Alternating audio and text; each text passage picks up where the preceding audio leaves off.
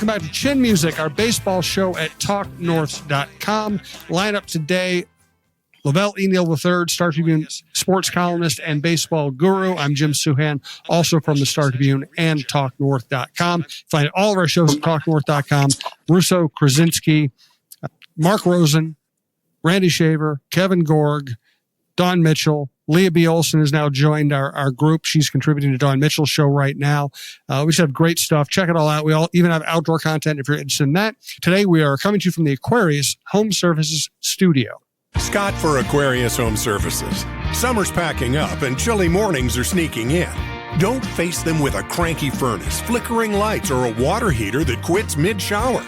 With $98 off any furnace, electrical, or plumbing repair, we'll fix the headaches so you can sip cider, rake leaves, or just pretend to rake leaves. Aquarius, local, trusted, and earning the right to be recommended. Schedule today at AquariusHomeservices.com. Hey, this is Randy Shaver. Along with Kevin Gorg, we host the show Fantasy Huddle on Talk North. Each week, we're going to break down the matchups for the NFL season and try to give you the best chance to win your fantasy football games each and every week. Join us for Fantasy Huddle on Talk North. And we're being presented to you by OnX Maps. We'll tell you more about OnX Maps here in a little bit. And Roy Smalley is also joining us here today. Roy actually has, unlike most of us, has a real job that sometimes takes him away from just talking baseball. But we're going to get Roy's input on today's topic. And today's topic is we now have a pretty good idea what 5 or 6 prime managerial candidates are, who they are. Let's go through and evaluate them one by one, because I wouldn't be surprised if this thing got rolling here in the next couple of weeks and they actually made some kind of a decision. But LaVelle, you're closer to that than me. Why don't you start us off today before we get to the candidates as individuals? Just talk about the process as a whole and what you think the timetable might be. Yeah, I think they indicated last week that they're going to ramp up the managerial search. Ramp up the managerial search this week, and they definitely have done that. There's been reports of them reaching out to a handful of candidates with some other possibilities out there as well.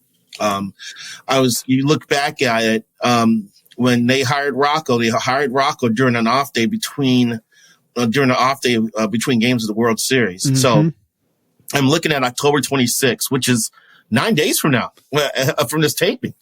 So I wouldn't be surprised if they have settled on their new on-field leader by then.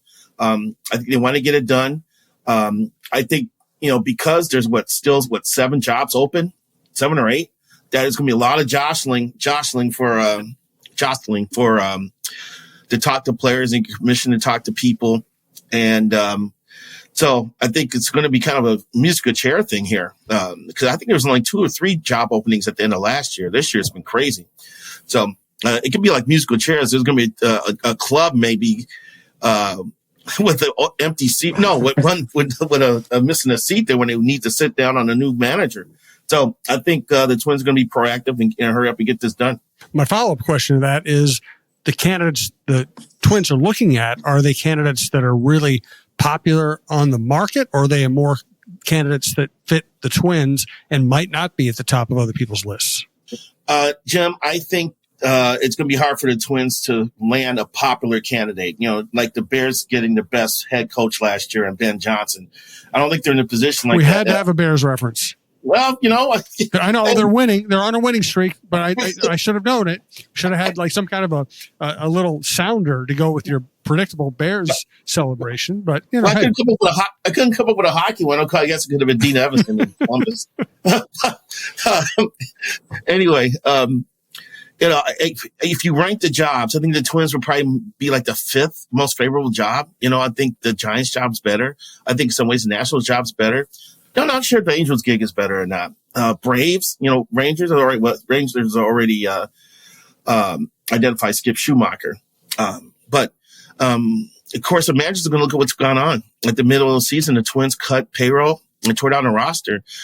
And teams don't usually turn around and start spending after that. So whoever's taking over this team is looking at a payroll, probably about $120 million by opening day. And they're going to have to deal with young players, developing players that haven't gotten the hump yet. plus, a couple of veteran holdovers and Byron Buxton and Pablo Lopez. We don't even know if Joe Ryan's going to be around. He may get traded during the offseason. You really think so? You really think there's a chance of that? I think there's a possibility. Wow. I heard just some of his antics during the fire sale were not taken well. Such as? He just wasn't happy. I guess he was really pissed off about what was going on and made his feelings known. So, plus they can get a lot for him at this time. So he still has a couple more years of control. So I'm not saying it's a lock, but I think it could be 50-50.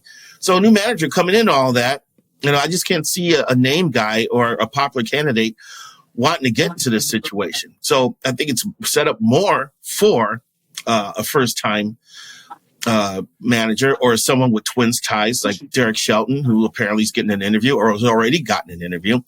So I think, so when I wrote about this at the end of the year, just to kind of modify people's expectations, there's not going to be a home run hire here. It's going to be someone who's going to be part of a rebuilding effort. Wow. That's depressing, but I'm glad you're being honest with us. I'm going to ask Roy Smalley if the Twins should consider trading Joe Ryan. Right after I tell you about Onyx Hunt, have you ever driven past a piece of land and wondered who owns that? Or maybe you need to know exactly where a property line runs. That's where Onyx Hunt comes in, and it's not just for hunters. There are folks using Onyx for their jobs every day throughout the country, from farmers and ranchers mapping out their fields, wildland firefighters navigating rough terrain, to construction workers needing to know who owns what property. This app offers something for everyone. If you need the best land ownership maps, aerial imagery, and property boundaries in your pocket, Onyx Hunt is the tool for the job. Try it free for 7 days. Download Onyx Hunt in the app or Google Play Store, or visit onyxmaps.com/hunt to get started. So I didn't think I was going to go down this road today, but LaVelle opened the door. Roy, do you really think the Twins would or should trade Joe Ryan? I think they should if they make if they get a boatload of a steal. I think the Eddie Club should make any trade in that scenario. I don't think they will, because I don't think they will. I don't think they'll trade them, because I don't think they're going to make a deal that's good enough. I just don't see what they're. I don't see them not winning or not losing over 100 games if they can't pitch a little bit next year, or if they can't pitch a lot. I think the lineup is really has proven to be suspect. It could prove us all wrong. All the young kids might come together all at once, and everybody play at the absolute top end of their possible range all at once next year. It's probably unlikely. I think they're going to have to pitch. I think that the general feeling of Twins fans is exceedingly negative. I think the trade of Joe Ryan for younger players that have a chance to be in the big leagues at some point in time is going to be met with real bad feelings. It's just going to continue. It's going to feel the same way as only worse for Twins fans. I think that is wrought with all kinds of potential bad things happening. I say that knowing that they have to do something to start getting players that are going to help them, really help them win over the long haul, and sooner rather than later. And I understand that. I kind of wonder what kind of player or young players that would be that would make lead to more wins over the next 2 or 3 years than Joe Ryan will contribute. So I don't know. Nobody, you never know. There's a lot of things that have gone on that I would not have thought would have happened, and they happened and continue happening. Yeah, but that one doesn't make as much sense to me, or as much probability for me. I agree. And you know what? Let's save the big philosophical discussion on whether this team even should be rebuilding and how this team right now is different than like the Twins teams that had to rebuild in the early 90s and the early 2000s. That's probably a good topic for a slow week. We have a lot to talk about this week. So let's get to the individual candidates that we know about And LaVelle, you've been reporting on this. I'm going to start with you. So I'm going to ask LaVelle about the candidate, then I'm going to get Roy's take on it, and we'll see where we are. What do you think about the Red Sox bench coach Vasquez? Give me how prime a candidate do you think he is for this job, and what do you think his strength is?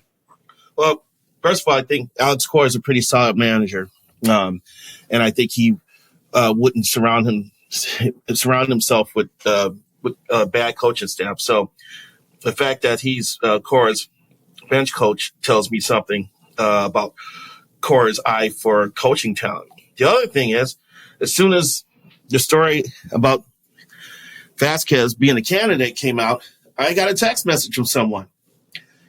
He said, Vasquez would be awesome. Was my manager in high A, very smart guy. Players love him. Press conferences will be very entertaining with him. Ha ha. So there's someone already coming in speaking highly of this guy. So he must be sharp. He must be articulate. And apparently he's probably got a gift of gab and is kind of funny. I mean, those don't necessarily equate to winning, but it doesn't hurt from a media standpoint. So other than that, I don't know a lot about him. But it's interesting that the Twins, identified him as a candidate. Any thoughts on Vasquez, Roy?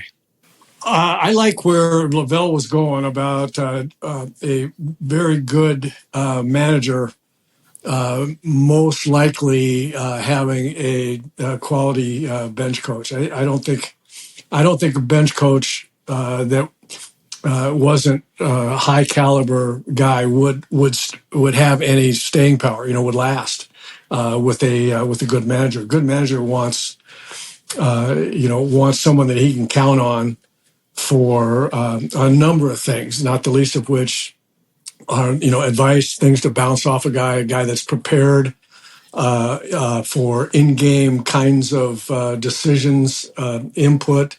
I just don't see a good manager having a less than a kind of bench coach. So I don't know anything about Vasquez, but I think where LaVelle was headed with that is probably the right call. Nick Punto. I will introduce Nick Punto as a candidate for the Twins managerial job, saying that I really loved covering Nick Punto. He was one of the nicest, most respectful players I've ever been around. Just a good guy. Really liked him. I don't know if he's a prime candidate or not, but I certainly welcome his name being in the ring at least. LaVelle, what are you hearing about Punto? It's funny. I wrote a note, my 3-2 pitch for Sunday, that I said they should just have a coaching staff made up of all Punto's contemporaries from when he was playing. Piranha staff. Piranha staff. Have Mike Redmond as a bench coach. Have Johan Santana as a pitching coach. Joe Nathan in the bullpen. I just said, let's go. Let's bring back the mid-2000s. To echo what you said, Punto was awesome to deal with. A high-energy guy, loved in the clubhouse. And really, I brought up Mike Redmond because Redmond had a profound effect on Punto's career because he showed him the benefit of preparation and being able to fight through aches and pains to get through a season. Because remember when Punto first got to the Twins, he was part of Eric Milton trade. He came up with Carlos Silva and Bobby Correcton. And, Punto was always slow by nagging injuries. And it was taking off Terry Ryan. But then they added Redmond, and Redmond kind of took him under his arm. And he ended up becoming like the shredder that everybody knows. I think it'd be a very interesting hire. I didn't even realize he was in the majors, but he's coaching with the Padres. Mm-hmm. I know he coached, I think, in high school for a little bit before that. But I think he's got the support. The guys he played with, I think they will all love to hire because they know what he's made out of and thinks he would do a good job. So it was it raised an eyebrow when I heard that he was getting an interview. But once you started thinking about it, that may be the type of guy that the Twins probably end up turning to given their current state of affairs. Interesting. Your thoughts on Punto, Roy? I don't have a real strong feeling, real strong thoughts because I echo all the things that you've said about Nick's attributes as a player. And I just don't know how, what his roles have been, up into and including, what he was doing for the Padres. I haven't been that close. I think that I like bench coaches an awful lot because of how intimately, and they are involved with their manager. And I think it's there. It doesn't mean that Nick Punto couldn't come in having not really been. And again, I don't know what he's been doing, but not being a bench coach, not being intimately involved in the managerial aspects, and not be a great manager. I mean, he certainly could be. I just don't have a feel for that. Yeah, for him. Let's get to Derek Shelton. He was Rocco Baldelli's bench coach when they had all the success when Baldelli first got here. LaVelle, how serious a candidate is he, and what do you think of him as a candidate? Yeah, I like Shelty a lot. He was working hard behind the scenes when he was here as a bench coach, making sure that everybody's on the same page. There was a part of the coaching staff was pro analytics, other part was not onto it. So he was kind of like the conduit between both to try to keep things, calibrated as far as, coaching and direction was going. And people gave him a lot of credit for that. Knows the game, personable guy, players loved him. And, unfortunately he does have experience managing a team that's on a budget as he just was with Pittsburgh before, he was let go during the season. And their organization was probably more bereft of talent than the Twins are, other than Paul Skeens. So I think he'd probably have to look into the financial situation here and figure out what their long-term plan is too, in terms of funding a payroll. But he's used to operating on a budget with Pittsburgh. The Pirates, you have to remember, the Twins did not lay off anybody during COVID. The Pirates froze contributions to their pension plans during that time. That's the type of organization Shelty was with, man. So I think it'd be pretty neat. He's a big bourbon drinker too, so maybe you can get him on the podcast and he could be like the weekly booze and blues contributor. Okay, he's hired. He's in. Roy, any thoughts on Shelton? Yeah, I really, really like Derek Shelton an awful lot. It was spent a little bit of time with Derek and observed him from a lot from pretty close range when I was doing broadcasts and was hanging around and I just liked kind of being around the periphery of things that he was doing and listening and watching him. I think he was really, really good. I think it's not, to LaVelle's point, it's not a condemnation of him that he got let go from Pittsburgh. That it was more like an emancipation, and I would not say that it wouldn't be a great candidate just because he got fired from a place like that. And here's the thing, across the board about potential managers and what they would think about Minnesota. Here's what I know about managers. They're not managers looking for a job. There aren't very many of them that are going to be extremely picky.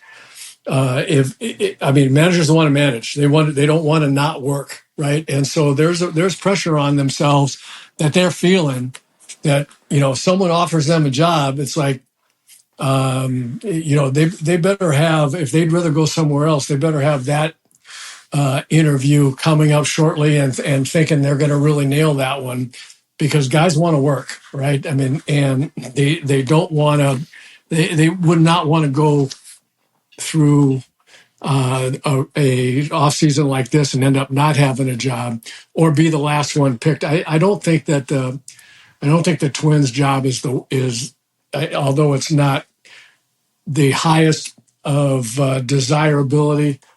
I think there's a lot potentially that someone could see here, especially a guy like Derek Shelton. So I think he's probably got a chance. Interesting. Okay, let's get to another candidate that has Twins ties. But first, do want to thank the sponsors that make all this possible, starting with Minnesota Masonic Charities.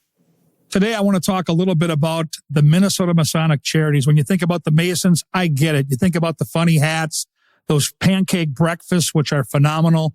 My dear friend John Schweitz and I have chatted about this, and it's so much more than that. They've got the Masonic Home over in Bloomington. They've got the hospital for the children over at the U of M. They are the largest fraternal organization in terms of charitable needs in our country, and they deserve a ton of recognition. So thank you, Minnesota Masonic Charities, for all you do and for supporting us over here at Talk North, and a special thanks to my good friend, John Schweitz.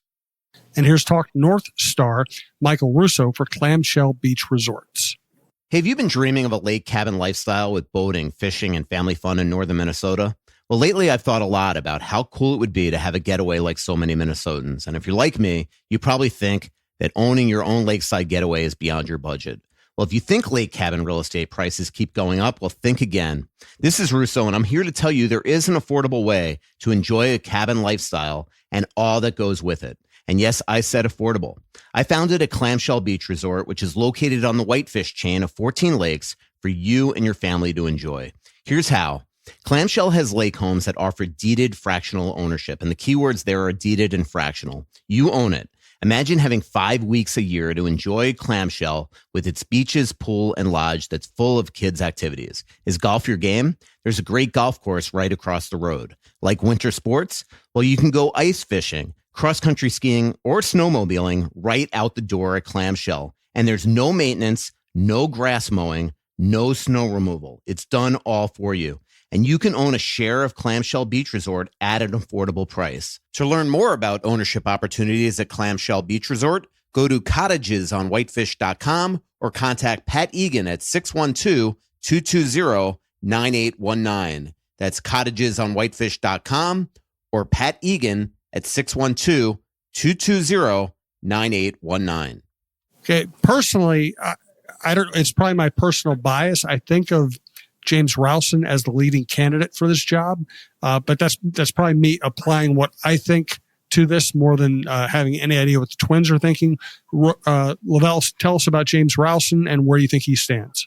Well, I like James' body of work. He's worked with a lot of different organizations. He's been with the Cubs, the Yankees twice, the Tigers, the Marlins. He's worked with some great hitters. He's the only guy I know that, worked with A-Rod and Aaron Judge. In fact, he's the only guy I ever heard refer to A-Rod as Al. He calls him Al, which I've never heard before in terms of A-Rod. But it seems like he knows how to connect with hitters and find what they do the best. And he also tries to do things to keep them calm down. Like that pitcher there is wearing a big red nose or something, or make jokes about the opposing pitcher and just try to get them kind of settled and comfortable. And so they can kind of focus on executing their swings. And he was a hitting coach for the 2019 Bomber Squad. It's great when you drop Nelson Cruz into the middle of that, but that was that Kepler had his best power year. Eddie Rosario had his best power year, in addition to some of the other good things that are going on. So, and that got him, to the Marlins, where he was the bench coach / offensive coordinator. They created some weird position for him. And he worked with Don Mattingly. So I just think his body of work has built him for the moment to become a manager one day. And I think he's got a great chance here. He knows the organization. I don't know if he remembers. I don't know if any of the current hitters were in the minors when he was here. I don't think so. Maybe not. I haven't looked into it that deep. But the fact that he brought him in shows that they still have held him and hold him in high regard. So I have no problems with you installing him as the favorite. I think that being a first-time manager is probably the right route the Twins are going to go here, and I can't think of a better person than James. Yeah, I like the whole, everything about that hire if it were to happen. I'm a little more hesitant to talk about his hitting coach prowess. In terms of being a part of the body of work for being a manager. And I know you don't mean that specifically, LaVelle, but there's a danger with a hitter and a hitting coach being a manager, because he was in the heads of all the hitters when he was here, and he did a great job of them. He was in their gut as well. I mean, he just I was probably closer to James Rouson than I was to anybody else on that staff. Before or since. I mean, he and I talk hitting for hours, and I know how he was with those hitters, and it was great. Manager can't get involved in that. Manager got to have a hitting coach, and manager can work with a hitting coach and train the trainer, and talk about what he wants, but he can't. He's not going to have the same impact other than to come in a room with hitters and say, listen to this coach. You better listen to your hitting coach because he and I are on the same page, and that's what I'm looking at, right? I mean, he can give him all kinds of authority.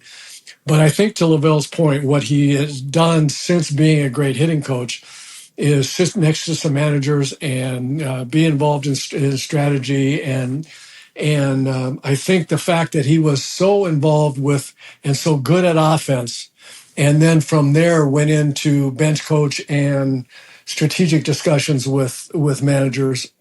I am with you guys in terms of being a top candidate. I think all those things, and then you take his personality on top of that, which is first rate, and his character, just his integrity, first rate. I think it would be a great hire.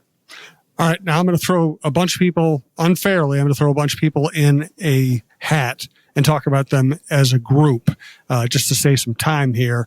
Suzuki, former Twins catcher, Toby Gardenhire, longtime minor league manager and former player. Torrey Hunter, still with the Angels, is interviewing for the Angels job. I don't know that he's necessarily a candidate here. And Jace Tingler, who was Rocco's bench coach. Just kind of summarize that group. Do you think any of those have a particularly strong chance of getting this job? I would say maybe Suzuki at the top of that list. And I said I didn't even know he was looking to be a manager until like a few days ago when his name popped up. And I was a little surprised, but then I sat back and thought, these darn catchers, they always think they know everything about the game, because I broke into beat writing covering Bob Boone when he was managing the Royals. And let me tell you this, the man thought he was reinventing baseball at every step of the way. So do I know that I don't think Suzuki's going to be like that, but catchers do have a unique view of the game. And in that regard, it doesn't surprise me that he wants to manage. He's definitely has Twins ties here. Definitely is a sharp guy, great personality. A little fiery at times too. I've seen him get mad on the field. I remember one day, who's the third baseman for Cleveland? The all-star third baseman. God, what's his name? I can't remember his name. Not Jim Thome. No, the current one. Oh, Jose Ramirez. Yeah, it was like Ramirez was like first and second year in the league, and he had a home run in Cleveland. He did this huge bat flip, and Suzuki jumped to the top of the dugout step. And Molitor was the manager that year too. Molitor was right next to him, and they were just dropping F-bombs all over Ramirez as he was rounding the bases. I was like, oh man, I've never seen Suzuki mad like that. So he does have he can get a little red ass at times, which isn't necessarily a bad thing. So out of that group, I'm still surprised Troy wants to be a manager. I just think with all the stuff he's got going on outside the game, that it'd be hard for him to make a break away from it. But he was with the Angels a lot this year, so maybe it's got his juices flowing about becoming a skipper one day. Who else did you bring up, Jim? Toby Gardenhire, Suzuki, Torrey Hunter, and Jace Tingler. I still expect Toby to have a conversation with someone about the job. It makes sense given that he has relationships with a lot of the guys who have moved through the organization to the majors, and maybe, however he got them to thrive at the AAA level, he can figure out a way to get it done on the major league level. We'll see. Tingler, haven't heard his name. It's pretty surprising that his name hasn't come up. He's got managerial experience with the Padres. Things did go sideways at the end for him with San Diego. That was when Manny Machado and Fernando Tatis Jr. were about to fight in the dugout and all that kind of stuff that was going on. So I don't know if that's a strike against him or not. So out of that group you mentioned, Suzuki probably would be the most appealing to me. What do you think, Roy? I've just got two things to say about that basket. And one is I think Suzuki probably the only one that emerges from your hat. That would be my guess. Although I like Jace Tingler a lot, and I like Toby Gardenhire, and Toby, is intriguing. to me. But the only other thing that I will say two other things. First, LaVelle is exactly right about Bob Boone. He taught. It was Bob Boone's book that he gave to Abner Doubleday to create the whole thing. So says the USC guy about a Stanford guy. What's that? Says the USC guy about a Stanford guy. Yes.